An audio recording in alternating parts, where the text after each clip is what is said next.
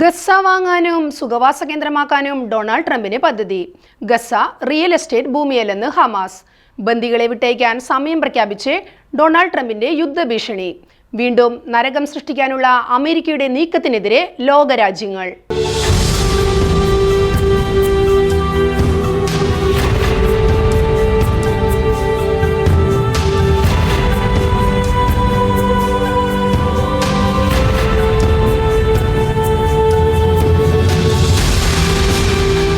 Gaza മുൻപ് സ്വന്തമാക്കുന്നതിൽ വിട്ടുവീഴ്ചയ്ക്കില്ലെന്ന നിലപാടുമായി American president Donald Trump.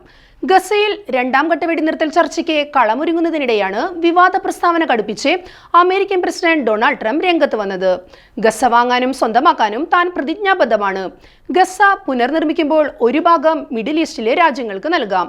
ഞങ്ങളുടെ പിന്തുണയോടെ മറ്റുള്ളവർക്കും പുനർനിർമ്മിക്കാം. എന്നാൽ അവകാശം ഞങ്ങൾക്കാകും, ട്രംപ് വ്യക്തമാക്കി. ഹമാസ് തിരിച്ചുവരില്ലെന്ന് ഉറപ്പുവരുത്തും. തകർന്ന ഗസ ജനവാസയോഗ്യമല്ല. സുരക്ഷിത സ്ഥലത്ത് വീട് നൽകിയാൽ അവർ തിരിച്ചുവരാൻ ആഗ്രഹിക്കില്ല. മോചിപ്പിക്കുന്ന ബന്ദികളെ കാണുമ്പോൾ വംശഹത്യയുടെ ഇരകളെ പോലെ തോന്നുന്നുവെന്നും ട്രംപ് പറഞ്ഞത് വലിയ പ്രതിഷേധത്തിന് ഇടയാക്കിയിരിക്കുകയാണ്. ഗസയിൽ നിന്ന് എല്ലാ ബന്ദികളെയും മോചിപ്പിക്കണമെന്നും ഇതിനായി ശനിയാഴ്ച വരെ സമയം നൽകുന്നുവെന്ന മുന്നറിയിപ്പും ട്രംപ് നൽകിയിട്ടുണ്ട്. ഇത് അനുസരിച്ചില്ലെങ്കിൽ വീണ്ടും ആക്രമണം തുടങ്ങും.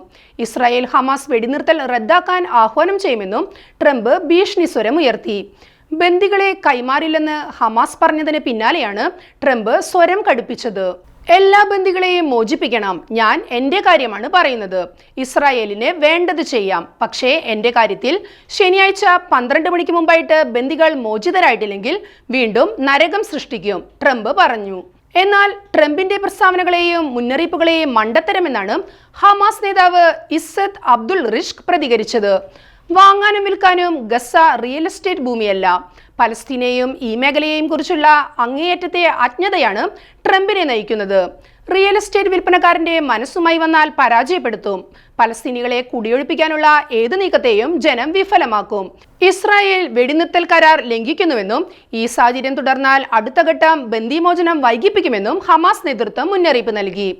ആദ്യഘട്ടത്തിൽ ഇതുവരെ 21 ഇസ്രായേലി ബന്ദികളെയും 566 പലസ്തീൻ തടവുകാരെയുമാണ് മോചിപ്പിച്ചത്. അതേസമയം ഗസ തനിക്ക് റിയൽ എസ്റ്റേറ്റ് ഭൂമിയാണെന്നും അമേരിക്ക അത് സ്വന്തമാക്കിയതിനു ശേഷം മനോഹരമായി പുനർനിർമ്മിക്കുമെന്നും ട്രംപ് ആവർത്തിച്ചു. ഗസ US ഏറ്റെടുക്കുമെന്നും പ്രദേശത്തെ എല്ലാ ബോംബുകളും ആയുധങ്ങളും നിർവീര്യമാക്കി സാമ്പത്തിക ഉന്നമനം കൊണ്ടുവരാനും തയ്യാറാണെന്നും ട്രംപ് പറഞ്ഞു. ഗസയിൽ പുതിയ ഭവനങ്ങളും തൊഴിലുകളും സൃഷ്ടിക്കും. മധ്യപൂർവേഷ്യയുടെ കടൽ തീര സുഖവാസ കേന്ദ്രമാക്കി ഗസയെ മാറ്റും. ഇത് വെറുതെ പറയുന്നതല്ലെന്നും താൻ പങ്കുവച്ച ആശയം എല്ലാവർക്കും ഇഷ്ടമായി എന്നും ട്രംപ് പറഞ്ഞിരുന്നു. ഗസയുടെ സുരക്ഷയ്ക്കായി US സൈനികരെ അങ്ങോട്ട് അയക്കേണ്ടി വന്നാൽ അതും ചെയ്യുമെന്ന് ട്രംപ് വ്യക്തമാക്കി. എന്നാൽ പലസ്തീനികളെ കുടിയൊഴിപ്പിക്കണമെന്ന നിർദ്ദേശം സൗദി അറേബ്യ നിരസിച്ചു. ഗസയിൽ തുടരാനുള്ള പലസ്തീനികളുടെ ആഗ്രഹം ലോക നേതാക്കൾ മാനിക്കണമെന്ന് പലസ്തീൻ UN പ്രതിനിധി റിയാദ് മൻസൂർ പ്രതികരിച്ചിരുന്നു. തകർക്കപ്പെട്ടെങ്കിലും ഗസ തങ്ങളുടെ മാതൃരാജ്യമാണെന്നും റിയാദ് മൻസൂർ കൂട്ടിച്ചേർത്തു. അതേസമയം പുതിയ സംഭവവികാസങ്ങൾ ചർച്ച ചെയ്യാൻ ഫെബ്രുവരി 27-ന് അടിയന്തര അറബ് ഉച്ചകോടി വിളിക്കുമെന്ന് ഈജിപ്ത് വ്യക്തമാക്കി.